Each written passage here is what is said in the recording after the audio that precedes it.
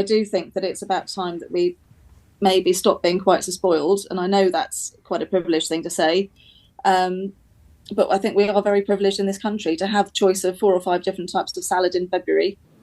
That's, aren't we lucky? But no, we are facing a farming crisis. I think food is increasingly important. Our supply chains are long and vulnerable, and I think in order to make sure that we have got enough food so that we don't need to go down the rationing route, then we do need to concentrate on growing truly sustainable regenerative food at home. I eat like kid-sized dinners now, see if I get a dinner. I'm really worried because I can't actually pay my bills. I don't eat hardly anything really now.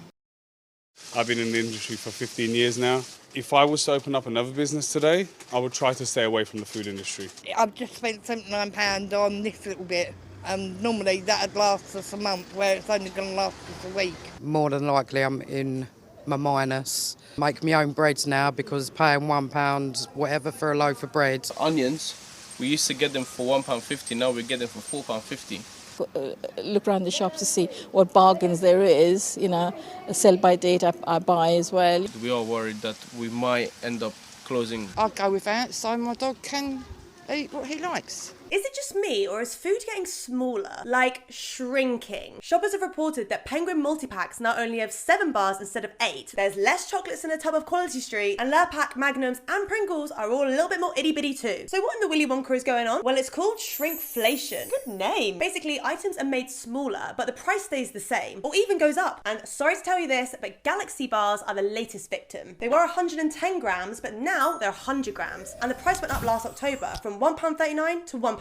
Mars, which make Galaxy, said it wasn't a decision that was taken lightly, but was necessary. And even though it feels like you're being a little bit mugged off, this is legal, as long as the quantity stated on the pack is accurate. A supermarket in France actually named and shamed manufacturers doing this by putting labels on shelves next to products like Lipton iced tea. Experts think we're over the worst of it, because companies have done as much shrinking as they can get away with. But have you noticed your favourite food getting small? How to measure inflation in the UK. The price of mini eggs from £1 to £1 and 25p.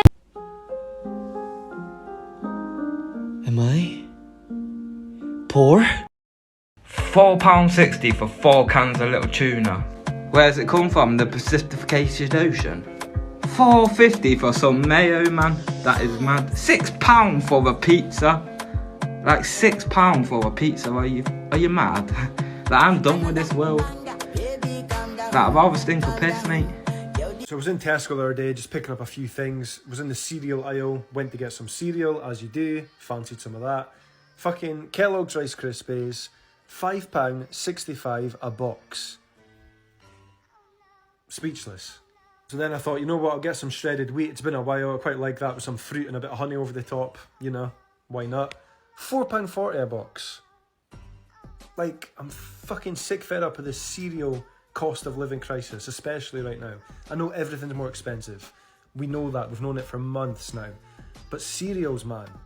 I'm sick of feeling guilty by a box of cereal. What in the fuck is going on? Honestly. Rant over. No fucking way.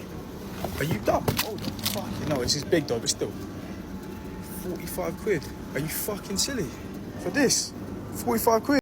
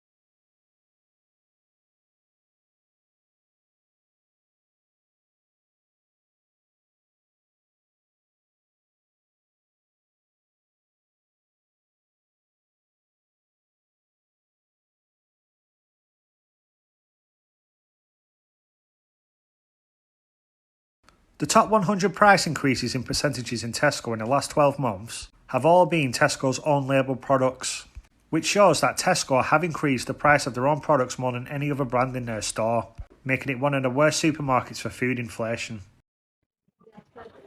Let's just see how much that little tiny shop costs. £93 for a quarter of a trolley full of essentials. You're joking. Not another one? Oh, for God's sake, I can't stand this.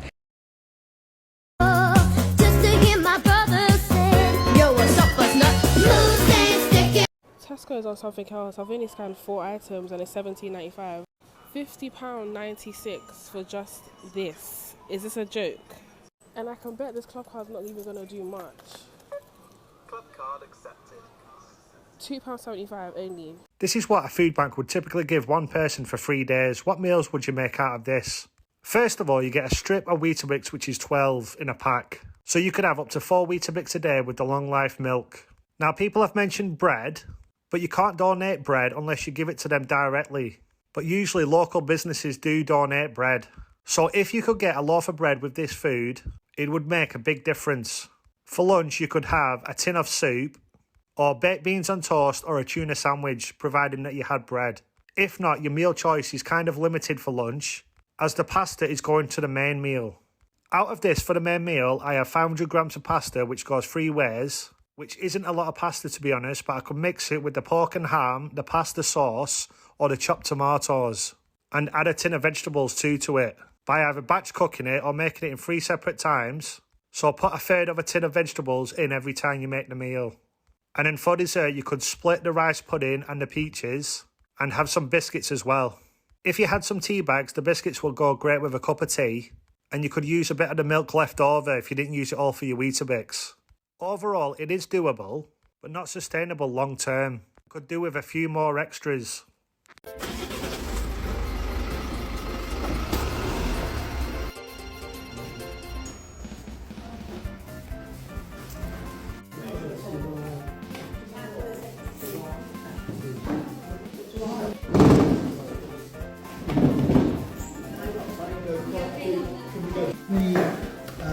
Put your name there, sign there, and your house number and postcode there. Male, female, allowed Female.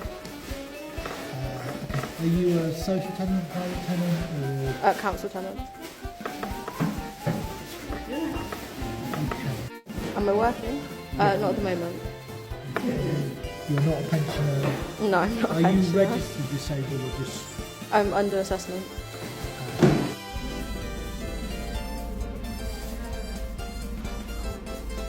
Hi everybody, welcome to Feeding Barnsley. Today we have a food parcel for a single mum with 2 young children. One's 2 years old and one is 6 months old, so let's try and get what we can for them. Firstly, I'm going to give them a big bag of potatoes, some beans and sausages and some ravioli.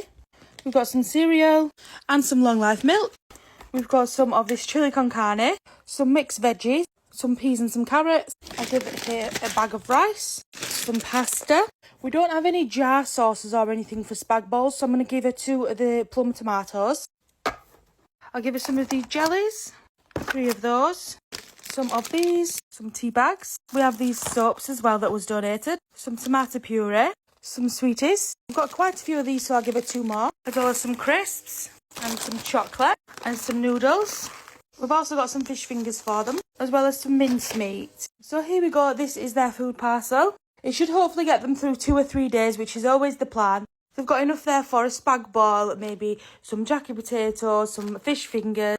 I am going to try and get some more bread, because we run out of bread so quickly, because one bread goes in every single one. So this is another food parcel that's going out today, and she got the last bread.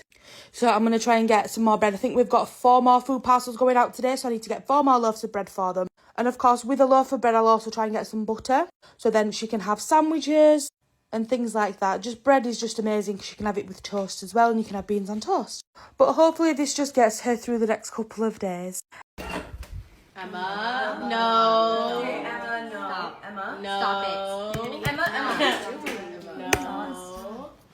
Emma. A lot of people aren't going to agree with or like what I'm going to say, but I'm going to say it anyway. I fundamentally believe we need food security in this country, but at what cost? The current food production system that we have has driven us to a place in where it is economically unviable to produce food in this country.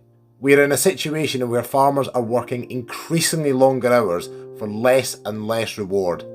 Farm businesses are drowning in debt, and the mental health of farmers is utterly shocking.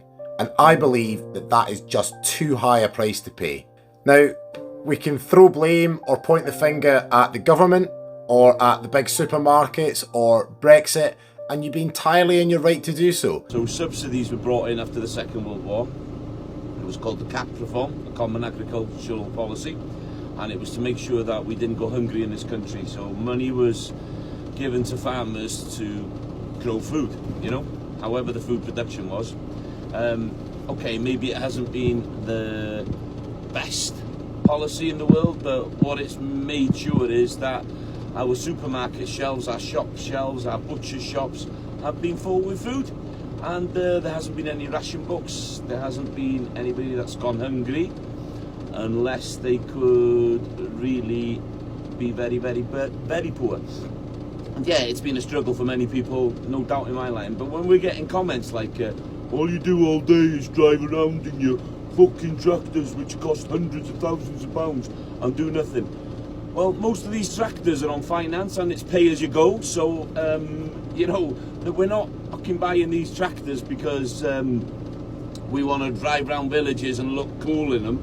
We're driving around in these tractors because they're here to do a job, and that's to fucking produce food, either plough the land or sow the land, bring the crops in, make silage, make hay, you know, bale wheat, bale barley.